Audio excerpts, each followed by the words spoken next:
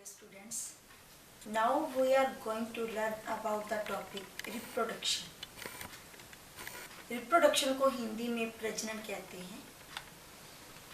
तो जैसे खाना खाना न्यूट्रिशन, जैसे सांस लेना रेस्पिरेशन, जैसे ब्लड सर्कुलेशन, तो एक्सक्रीशन, ये सभी लाइफ के वो प्रोसेस हैं जो कोई भी इंडिविजुअल लिविंग बीइंग जो है वो इसे जीवित रहने के लिए करता है। फिर रिप्रोडक्शन प्रजनन जो है वो जरूरी नहीं है कि जीव जो है उससे जीवित रहता है। फिर क्या कारण है कि सजीव प्रजनन क्रिया में भाग लेता है। एक दूसरी बात ये भी है कि जब प्रजनन क्रिया होती है तो इसमें बहुत सारी ऊर्जा खर्च हो जाती है। फिर क्या कारण है कि सजीव इस क्रिया में भाग लेते हैं, ये जानेंगे हम आज के इस टॉपिक में। तो सबसे पहले इस टॉपिक को शुरू करने से पहले मैं बताऊंगी कि रिप्रोडक्शन क्या है, प्रजनन क्या है। प्रजनन एक वो प्रोसेस है जिसके द्वारा कोई भी इंडिविजुअल, चाहे वो प्लांट है, चाहे वो एनिमल है, चाहे वो छोटा सा जीव है, चाहे वो माइक्रो ऑर्गेनिज्म है, वो अपने जैसे ही जीव पैदा करता है। तो इसे रिप्रोडक्शन या प्रजनन कहते हैं। तो प्रजनन की उपयोगिता क्या है, इम्पोर्टेंस ऑफ द रिप्रोडक्शन। क्यों रिप्रोडक्शन इम्पोर्टेंट है? एक तो ये कि जब एक जीव पैदा होता है, फिर वो बड़ा होता है, फिर ओल्ड होता है और उसके बाद वो मर जाता है। तो मरने के बाद उसकी जो जाति है वो वैसे की वैसे ही चलती रहे, वो स्पीसीज जो है उसकी कंटिन्यूएशन बनी रहे, इस कारण रिप्रोडक्शन जरूरी है। दूसरा कारण जो है, जीवों में जो सेक्सुअल रिप्रोडक्शन हम पढ़ेंगे उसमें उसके दौरान मैं बताऊंगी। तो रिप्रोडक्शन के दौरान कुछ विभिन्नताएं आती हैं जो बदले हुए एनवायरनमेंट में जीवों को जीने के लिए ज़्यादा मौका देती हैं। थर्ड पॉइंट जो है, क्योंकि विभिन्नताएं आती हैं इस कारण नई जातियों का भी निर्माण होता है। जैसे जब हम आज से करोड़ों वर्ष पहले मनुष्य जाति आदि मानव के रूप में थी, धीरे धीरे उनमें विभिन्नताएं आती गई, नए अच्छे गुणों का निर्माण, विकास, एडिशन होती रही और आज एक बहुत अच्छी जाति का निर्माण हो सका है। किसकी वजह से? रिप्रोडक्शन की वजह से। तो रिप्रोडक्शन कितने प्रकार का होता है? मोड्स ऑफ रिप्रोडक्शन ये दो प्रकार का है, एक एसेक्सुअल और एक सेक्सुअल।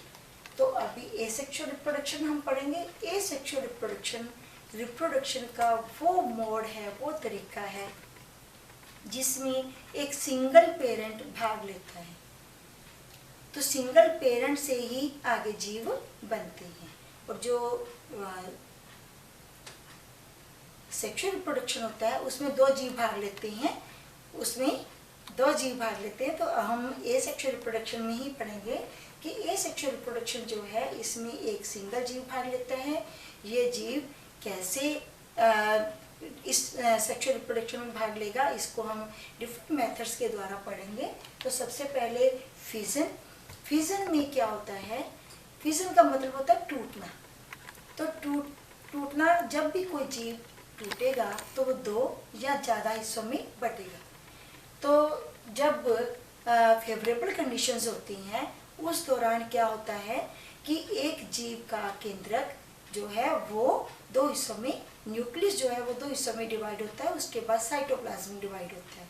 तो इस आधार पर या तो दो टुकड़े बनेंगे या इससे ज़्यादा। तो इस आधार पर इस फिजन को हम दो हिस्सों में पढ़ेंगे, एक बाइनरी फिजन और एक मल्टीपल फिजन। बाइनरी फिजन में एक जीव जो है उसके दो हिस्से होंगे। इसका उदाहरण मैं ले रही हूँ अमीबा का। जब फेवरेबल कंडीशंस होती हैं तब अमीबा का न्यूक्लियस फुली डेवलप हो जाता है और डेवलप होने के बाद ये न्यूक्लियस जो है वो डिवाइड होना शुरू होता है। पहले न्यूक्लियस की पार्टीशन शुरू होती है और न्यूक्लियस दो हिस्सों में बनता है, फिर कोशिका द्रव्य जो है वो दो हिस्सों में बंटना शुरू होता है। ये देखिए थोड़ा और ज़्यादा फिर और ज़्यादा, और यहाँ पर 2 बिल्कुल अलग अलग अमीबाएं बन गई। तो ये पेरेंट अमीबा है, ये डॉटर अमीबा है, इन्हें हम पुत्री कोशिकाएं भी कह सकते हैं। ये जो है बिल्कुल इस अमीबा जैसे ही होंगे जिससे ये बने हैं, क्योंकि इस अमीबा का केंद्रक इनमें टूटकर आया हुआ है। ये दोनों आपस में भी आइडेंटिकली सेम होंगे और ये दोनों इसके साथ भी सेम होंगे। तो ये था बाइनरी फिजन इन अमीबा। अब हम पढ़ रहे हैं important points multiple fission in amoeba. Malaria parasite में पढ़ेंगे हम मल्टीपल फिजन। मल्टीपल फिजन में एक केंद्रक जो है वो बहुत सारे केंद्रक में डिवाइड होगा। तो इसका उदाहरण मैं लूँगी मलेरिया पैरासाइट का। इस फिजन में क्या होता है, ये मोस्टली अनफेवरेबल कंडीशंस में होता है। तो पिक्चर के द्वारा मैं दिखाऊंगी इसको। तो मल्टीपल फिजन में जब अनफेवरेबल कंडीशंस होती हैं तो मलेरिया परजीवी अपने चारों ओर एक मोटी, देखो थिक लेयर जो है वो बना लेता है। इसे सिस्ट कहते हैं। सिस्ट के अंदर जो न्यूक्लियस है वो डिवाइड होता है, बार बार डिवाइड और रीडिवाइड होकर बहुत सारे न्यूक्लियस बना देता है। इन सभी न्यूक्लियस के इर्द गिर्द कुछ कुछ साइटोप्लाज्म भी आ जाता है और ये सिस्ट के अंदर ही बंद है। जैसे ही फेवरेबल कंडीशंस आती हैं तो ये सिस्ट फट जाती है और सभी मलेरिया पैरासाइट बाहर आ जाती हैं।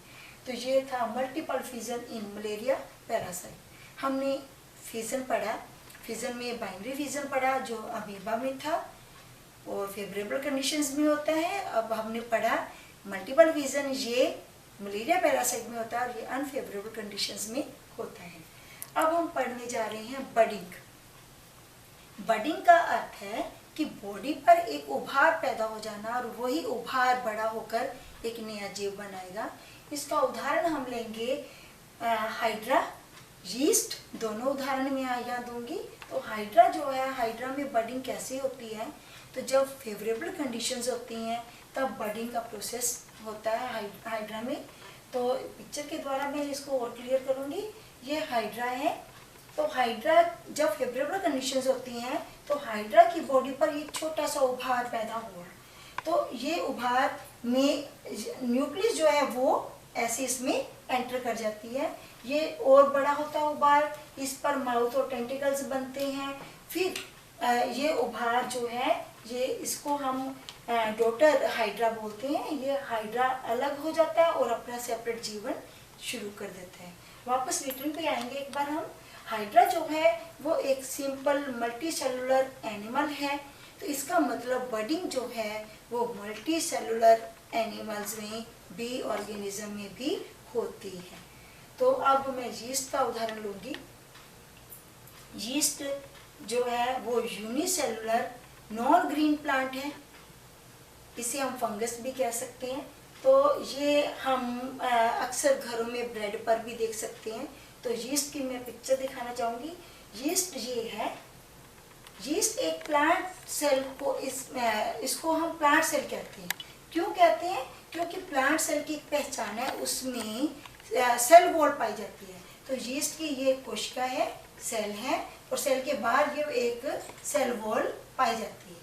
तो सेल वॉल जिसमें होती है उसे हम प्लांट की कैटेगरी में लेके आते हैं। तो यीस्ट सेल एक पूरा प्लांट सेल है, इसमें ये वैक्यूल है, ये न्यूक्लियस है। फेवरेबल कंडीशंस जब होती हैं तो यीस्ट की इस सेल वॉल पर कहीं से भी एक ऐसा उभार पैदा होता है जिसे बड कहते हैं। इस बड में न्यूक्लियस जो है वो ट्रांसफर होना शुरू होती है। न्यूक्लियस की जो इलोंगेशन होती है, तो आधी न्यूक्लियस इसमें आधी इसमें बड़ी होती है, सेपरेट हो जाती है न्यूक्लियस, उसमें अलग से न्यूक्लियस एक बन गई है और एक बड बन गई। ऐसे ही एक ही सेकंड में एक ही यीस्ट सेल पर कितनी ही बर्ड्स बननी शुरू हो जाती हैं।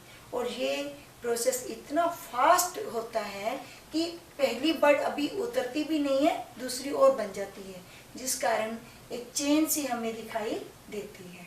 तो ये था यीस्ट सेल में बडिंग के through asexual reproduction. Next, spore formation. Spore formation जो है ये फंजाई और बैक्टीरिया में कॉमन रूप से पाया जाता है। ये भी एसेक्सुअल रिप्रोडक्शन की फॉर्म है। मैं पिक्चर के द्वारा दिखाऊंगी। ये देखिए आप, इसमें क्या होता है कि जैसे ब्रेड पे अक्सर हमें ये दिखाई देते हैं, तो ये एक गोला का स्ट्रक्चर पैदा हो जाती है।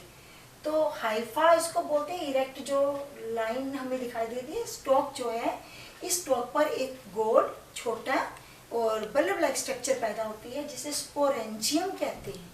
इस स्पोरेंजियम के अंदर न्यूक्लियस जो है वो बार बार डिवाइड होकर बहुत सारे न्यूक्लियस बना देती है, और बहुत सारे न्यूक्लियस जब बन जाते हैं, सभी न्यूक्लियस के इर्द गिर्द उस साइटोप्लाज्म आ जाता है, और स्पोरेंजियम के अंदर अनफेवरेबल कंडीशंस में ये सभी न्यूक्लियाई, जिसे हम स्पोर बोल सकते हैं, वो बंद रहते हैं।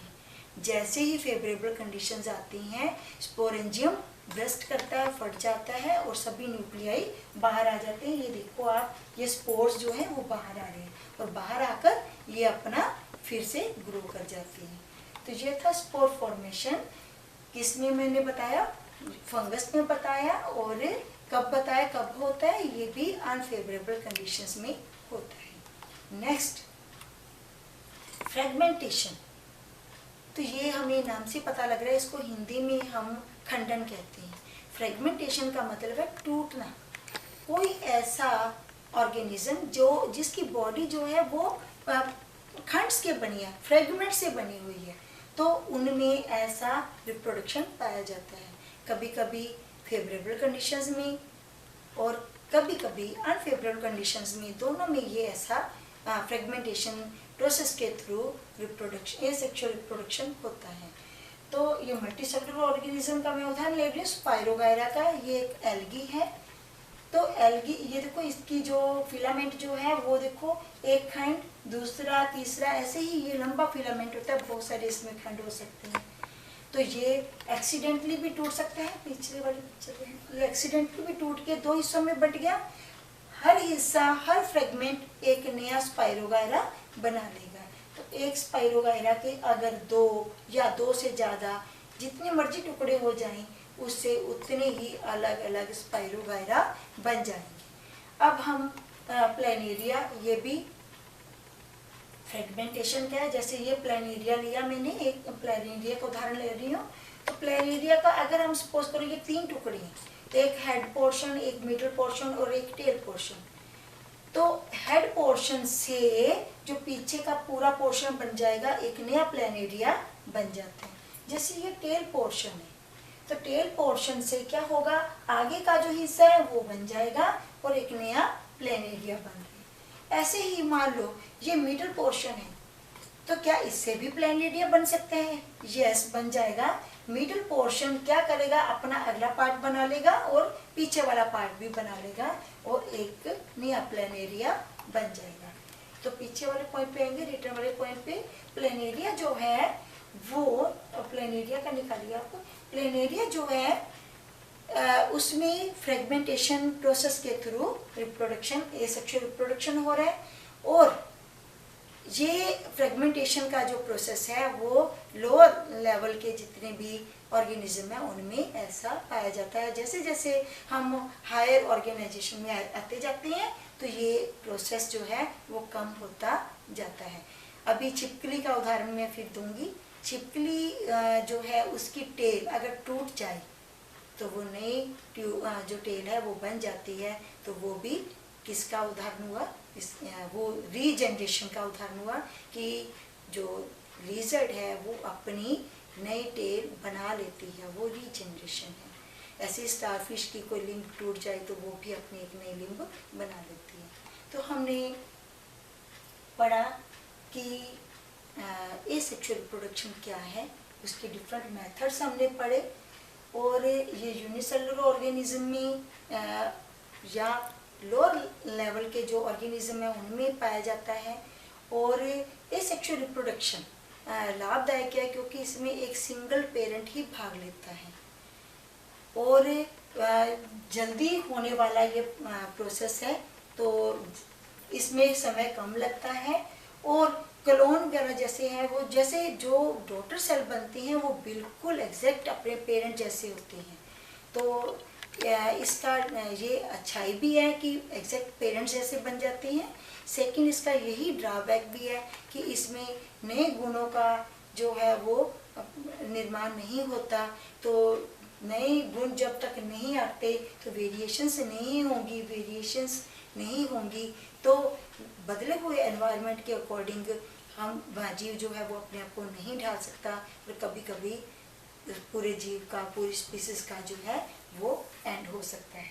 तो ये था एडवांटेजेस और डिसएडवांटेजेस ऑफ एसेक्सुअल रिप्रोडक्शन। इस टॉपिक से रिलेटेड आपकी कोई क्वेरीज या क्वेश्चन या नोट्स हो, you can log in my website, that is www.scienceeasylearning.wordpress.com. You can also like my Facebook page, that is KK Chauhan. Thank you.